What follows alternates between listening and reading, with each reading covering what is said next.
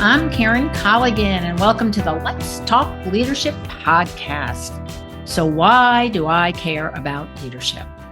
As a founder of PeopleThink, and in my tenure as a leader, as a consultant, and as a coach, I've certainly seen my share of very good leaders and my share of very bad leaders. And I thought it'd be great to share the wisdom from the very good leaders. Hence the Let's Talk Leadership podcast. You're going to hear from a variety of leaders who are in a variety of roles, sharing their leadership expertise by answering the same 6 questions. Every single leader is unique in their style and approach, and we want to capture that uniqueness and provide you, the listener, with a diverse way of looking at leadership. So let's get moving and talk to our next leadership guest.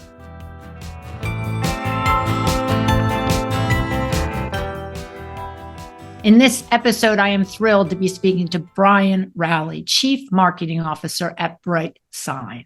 And we're going to hear all about Brian's approach to leadership. So Brian, welcome, and thank you for being with us today. Thanks, Karen. I am psyched to be here. I think this is going to be a fun conversation, obviously an important conversation.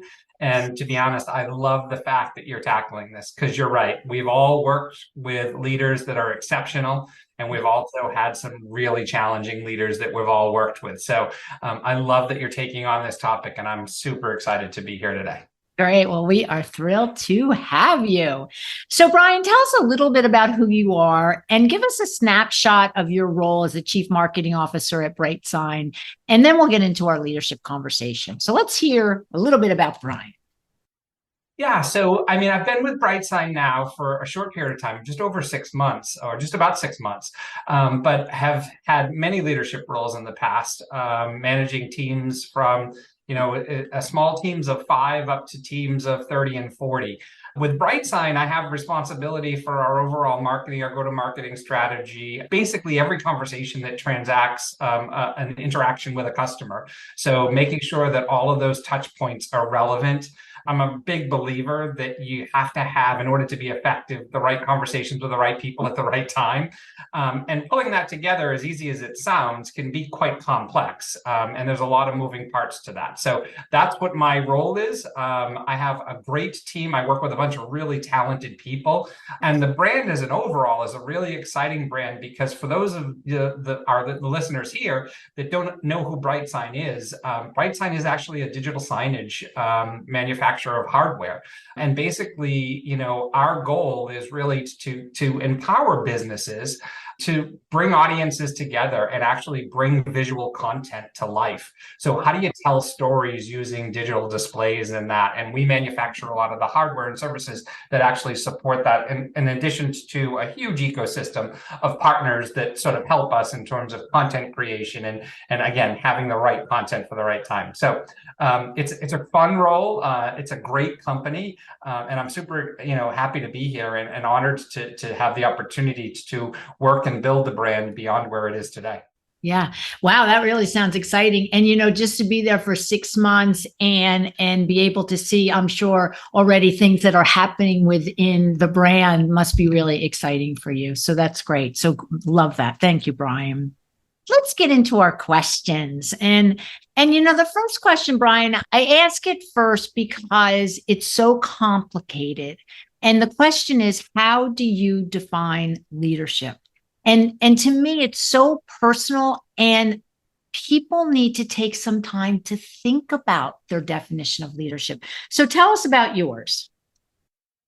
Yeah, I think it's a really good question because oftentimes I think in today's world, you tend to see leaders who have excelled in a role, and as a result of that, a company has moved them on to a leadership role. And that's not always the best leader, right? Exactly. Someone who's good in certain areas doesn't necessarily make them a leader. I think, to be a leader, I think you need a couple of key things. I think you need to be empathetic.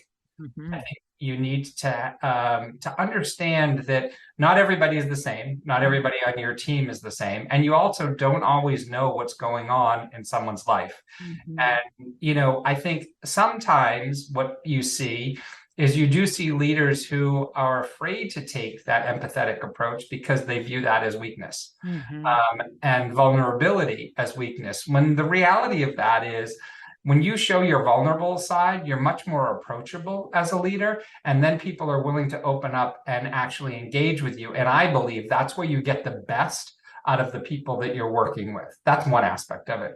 The other aspect to it, from leadership perspective for me, is really about understanding who's not present in a conversation.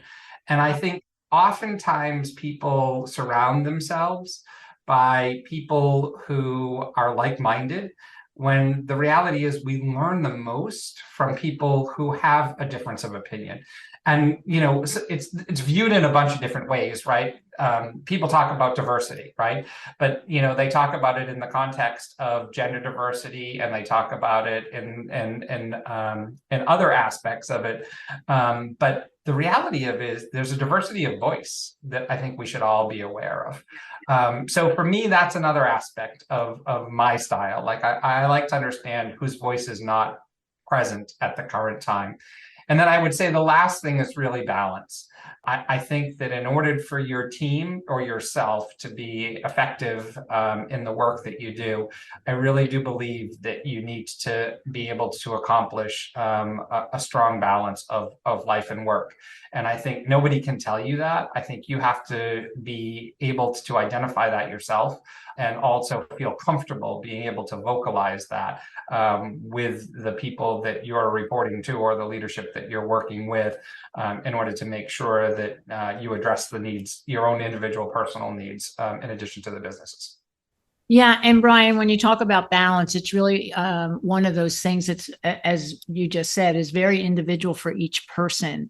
Yeah. And balance is very hard, especially after we come out of the pandemic. Are we home? Are we at work? Are we at the dining room table? Now am I eating dinner? What about the kids? Am I teaching them school? And so things got very blurred during that time. And what I'm recognizing more and more in my work is that leaders really need to help their team members understand the distinction between work and personal. And it really has blended a lot. So that's nice to hear. The other thing I just want to make a comment about is this empathetic and vulnerability. And I will tell you again from my work that I see a lot of leaders who, as you indicated, feel as if it's a weakness. And to me, what occurs is when a leader is empathetic, when a leader is vulnerable, what happens is the employees trust them more.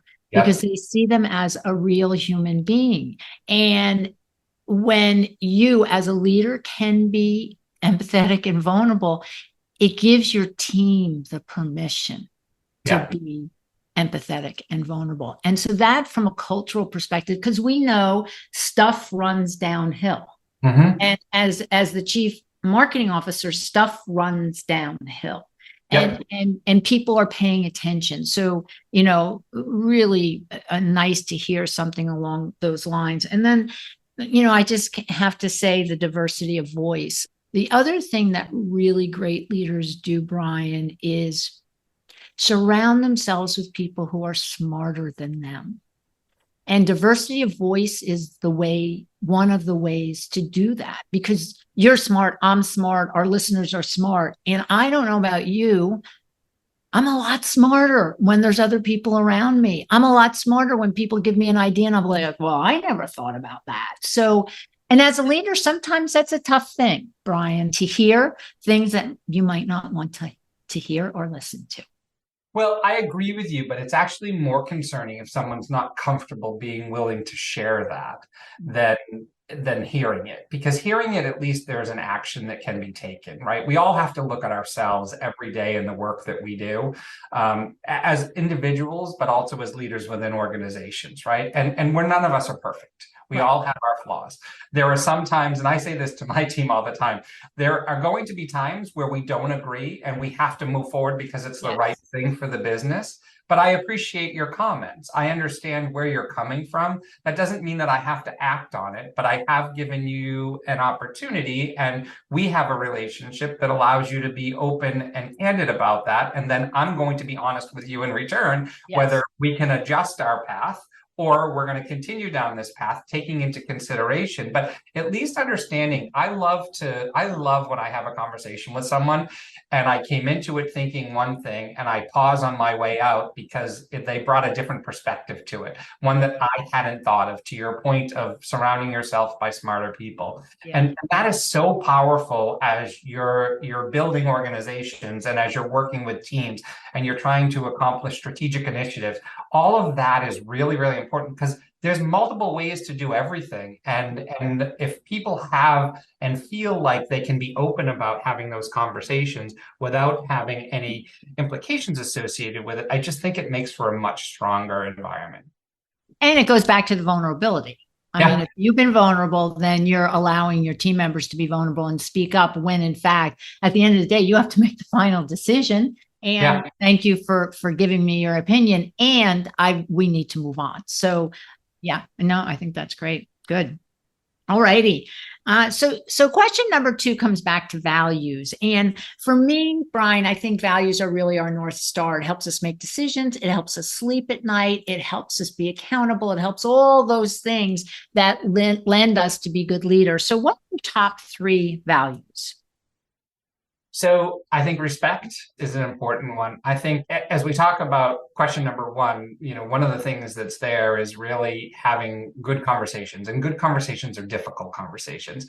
Difficult conversations are conversations that make you feel a little bit uncomfortable. And one would argue that if they don't, then it's probably not a really good conversation, right? Especially around certain topics that exist in every one of our businesses every single day, right? But doing that respectfully is a really, really important aspect, right? Making sure that you're understanding of what that looks like. I think fairness is another one, right? I think you have to be fair. You have to understand. And I think coming out of the pandemic, we learned this more than anything, right? There's a variety of different ways to approach scenarios. And people during that time were trying to juggle a lot of things. You had mothers or fathers who were parenting. They were providing healthcare and assistance to home, right? So, whether you did the job between 8 and 5, or you did it between 10 and 7, I didn't care. Like it's how are you fair in the approach? The work gets done, but you're also understanding some of the challenges that people are going through and treating them fairly, right?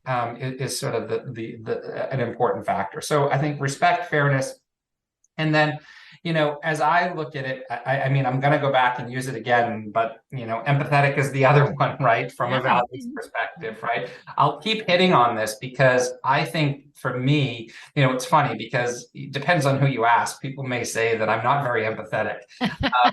And so it's kind of an interesting one, but I do tend to be overly open and don't try to hide things. So I do present that vulnerability of who I am. And I think that's really, really important from a value of a leader. I think you have to have that as you approach any situation. And for all the reasons we mentioned and many, many more, right? Just as an overall. I mean, we all strive to get up every day. I don't think anybody strives to go to work and have people sit in a meeting with you and then leave and not like you. Not that you need to be liked, right? That's not what I'm saying here, but we have good intentions, right? When we approach a situation. Some people do it better than others.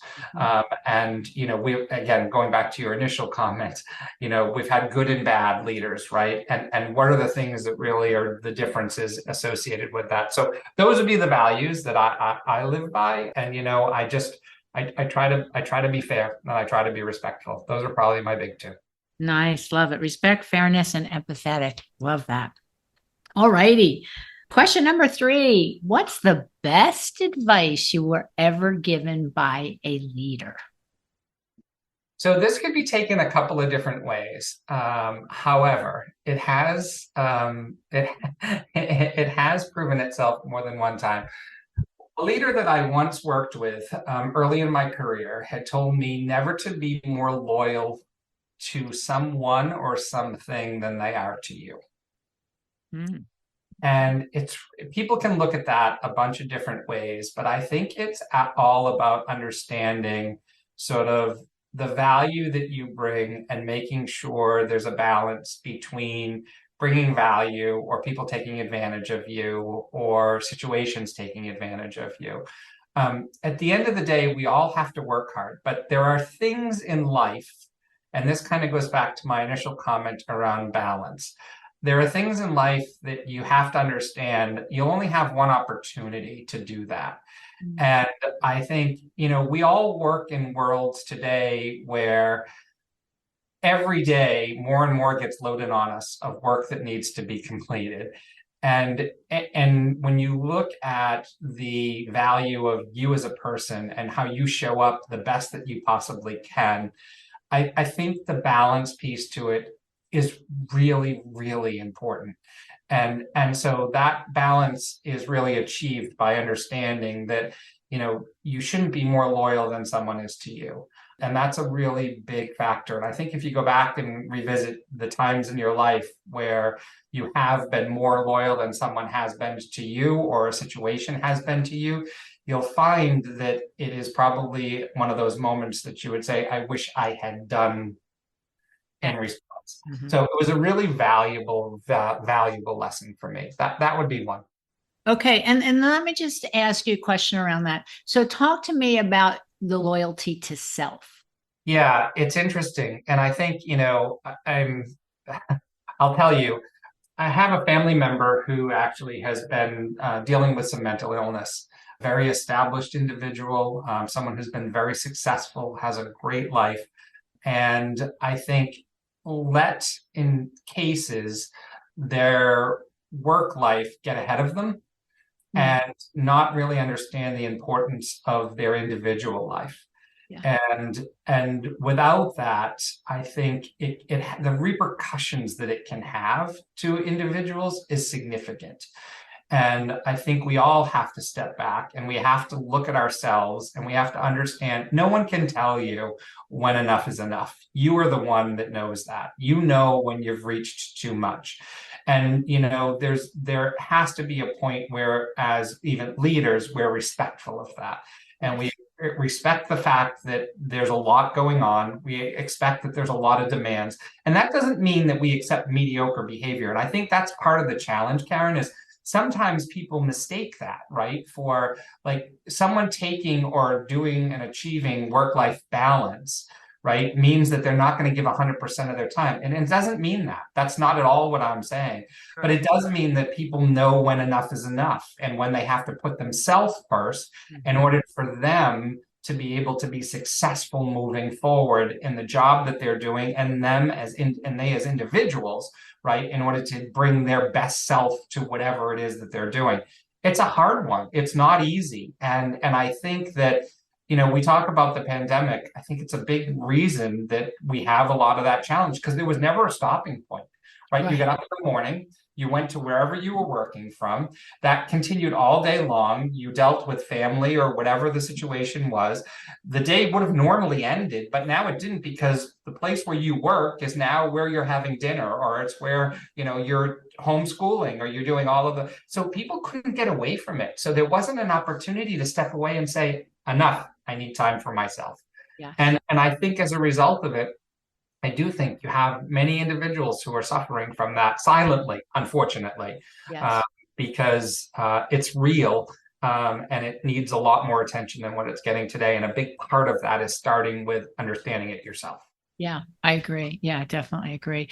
Yeah. And so the conversation about loyalty is not to forget about ourselves and being loyal to ourselves as well, and being able to put up those boundaries and being able to go back to your balance comment, to be able to say no. And doesn't mean I'm not going to give 110%. And yet I need some boundaries here. Yeah, definitely. Yeah. All right. Fourth question. We're currently going through an enormous amount of transition and change between the layoffs, between the pandemic and the world events that are currently in our face, I will say, and then the economic implications of all of that. And so, how do you lead through transition and change, Brian? Yeah, I mean, I think, there's certain things that I think we all have to accept, right? And sometimes it's you can be the best employee that exists, and sometimes businesses have to make decisions. And sometimes those decisions are favorable, other times they're not, because it's what's necessary in order for the business to succeed. And I think, again, I think you can't take a lot of that personally, and I think you also can't worry about it all the time, right? So you can only worry about the things you're in control of. The rest of them, you just have to be smart enough to have a plan, and live your life in a way, right, that you live for potentially the negative outcomes, and hopefully they don't come, but when they do, they're not as dramatic as they could be. And it's about planning. It's about planning not only your business life, but your personal life, right? Being able to be accountable for that. Because, we could wake up every day. I will tell you myself, I wake up now and I read very little news, because it's very difficult to motivate yourself to start a day with some of the things that are happening, both socially as well as economically. And it's funny because a lot of people are like, well, you can't hide from it. It's not that I'm hiding from it. It's just that you can also overconsume. Yes. And that overconsumption of some of that is detrimental to us as individuals. So I do think that understanding it, and being able to filter it, and being able to insert yourself where necessary and enough so that you're knowledgeable, but also accept the fact that there are some things that are just completely out of our control, and be the best you can be. Keep your head down, do the work that's being asked. If you shine, go above and beyond, for people that appreciate that, and just be in control of what you truly are in control of, and not try to control things you can't. Yeah. And that it goes back again. I'll just bring it back to balance again. Yeah. And everybody can tolerate X for themselves, and we know what we can't tolerate. And so we have to understand, to go back to loyalty to ourselves and recognize what our balance is. And it's going to be different than the person next to us, or the person on Zoom call with us. And we just have to be respectful Yeah. of that, and allow that to happen. And transition, there's no transition and change is going to happen every single day of our lives. It has, and it will continue to do. It's going to be peaks and valleys and different levels of it. And at the end of the day, we have to recognize how to navigate that, and being planful and having some kind of process to go through in order to kind of get to the other side is really important. And it's very individual. Definitely. But I think it's also, Karen, important to understand, as you are consuming a lot of what's happening in the world, and all the scenarios that you mentioned, right? We also have to understand where we're receiving our information from. And social media is a very, very powerful platform. However, getting back to my diversity of thought, right, and figuring out whose voice isn't in there, we also have to be aware that a lot of what we consume is based on our prior behavior of what we consumed. And therefore, we tend to be served information that aligns with information that we've already read, that obviously is of interest to us because, we've consumed it. Being mindful of that also allows you to open yourself up to the concept of difference of opinions, and looking at different perspectives. And I'm not suggesting that, that we change the way we think or we do all that, but it is important to be open to not just what we believe in, but also trying and doing and making the effort to try to look at a different perspective of something. I think that honestly is a piece that has actually been challenging for many, which leads us into this position where we are so defined by right or wrong, versus that, well, I might fit somewhere in between there in terms of my thought process, but we're so divided right now that, and I think a lot of it has to do with, we truly believe the only thing that's correct is what we're doing, and that's not really the case. No, in most cases, it's not the case. Right. Because I always say DK, you don't know what you don't know. And if Mhm. you're not seeking out to learn and look at things from a different angle, then you're going to believe your own press and you'll believe your own thought process and you won't have opportunities to shift that thinking. Yeah, Yeah, I love that. You'll believe your own press. I have not heard it put that way, but it's true. It's it's very true. true. True. And since we're all so smart, Brian, of course we believe our own press. Exactly. And it leads me to my next question about leaders and how important it is for them to be curious and how important it is for leaders to continue to learn. So, what do you do? I mean, what are your tools? What are some of the things you do to make sure that you're having diversity of voice for yourself? I'm hyper aware of who's missing in the conversation. I always look at that to be able What to. does that mean? Tell me what that means. Well, when I'm having a conversation, I'm looking at it from, whether it's an age perspective, whether it's a gender perspective, whether it's a demographic perspective, whether, it's interesting. I'll give you an example.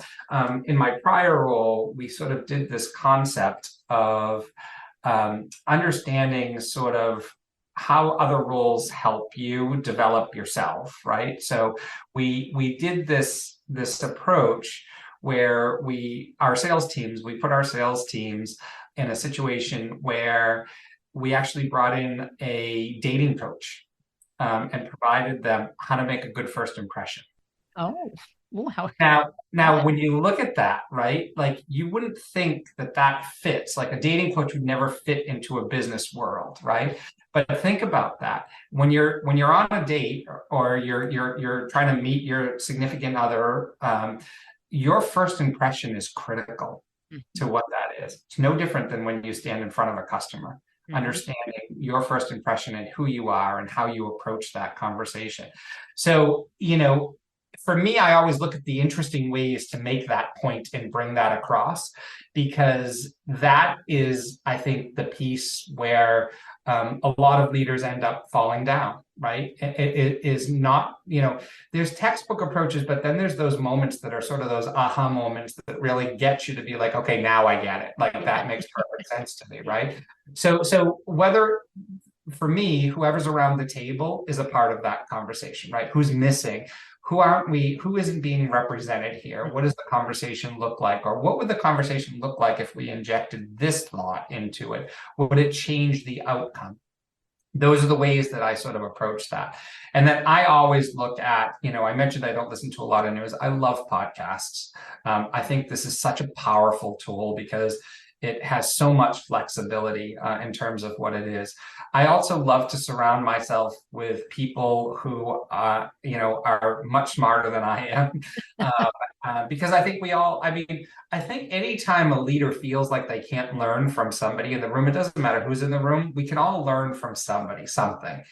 And I think if we approach things with that perspective, I think it just opens us up to so much more. And it goes back to kind of what we've been talking about is we have to be open-minded in order to hear other people's opinions and voices and thoughts. Yeah. So last and of course not least, what piece of art or music or literature, whatever else keeps you balanced and brings you joy, with joy being the operative word here, because leaders need to be whole and we can't just work all day. So what brings you joy? What fills you up, Brian? So I'm an avid cyclist. Uh, Ah, and so I do a lot of cycling. I'm actually doing a ride in 2 weeks, which is for charity. And it's a 165-mile ride over 2 days. oh, oh, okay. So yeah, it's a lot of fun. So it's from Miami to Key West. Uh, Wow.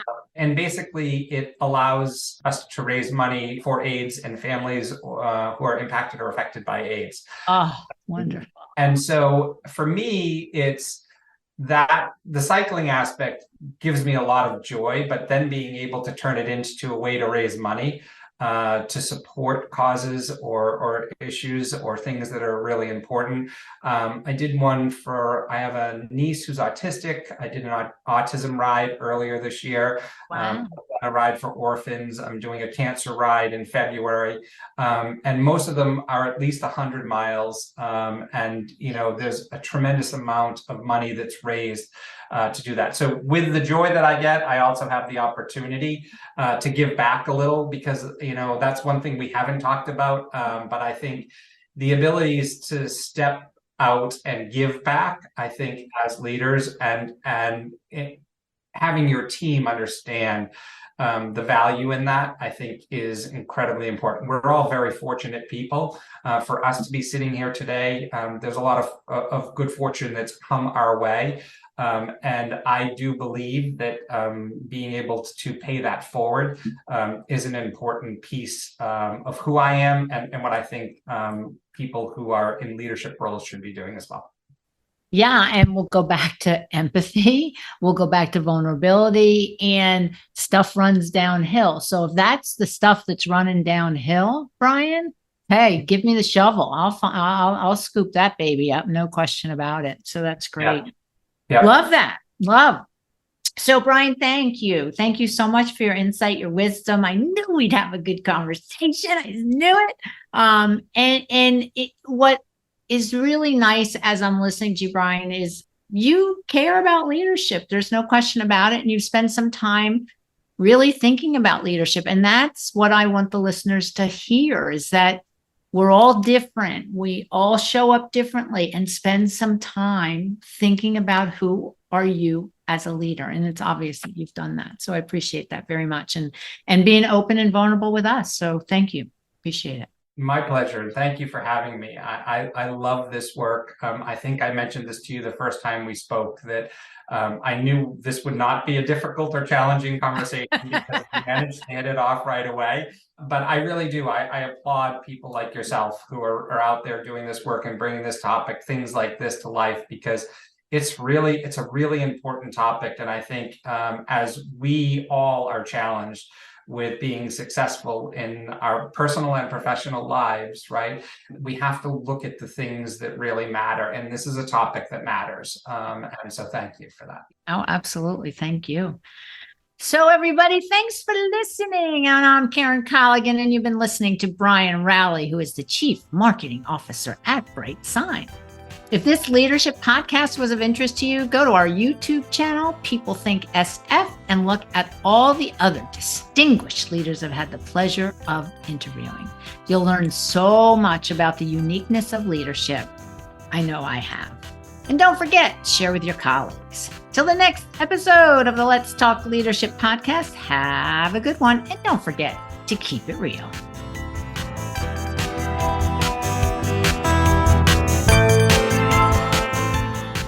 Editing by Mary Lee Williams.